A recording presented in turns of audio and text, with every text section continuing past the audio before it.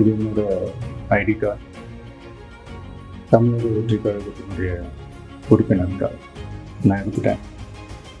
பிறப்புக்கும் எல்லா உயிருக்கும் அப்படின்ற ஒரு அடிப்படை சமத்துவ கொள்கையை ஃபாலோ பண்ணி வரப்போகிற சட்டமன்ற தேர்தலை நோக்கி என்னோட பயணத்தில் இணைஞ்சி மக்கள் பணி செய்ய நாங்கள் ஏற்கனவே வெளியிட்ட எங்கள் கட்சியினுடைய உறுதிமொழியை படிங்க.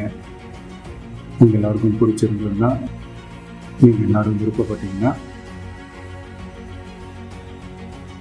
ஜாயின் பண்ணுங்க ப்ளீஸ்.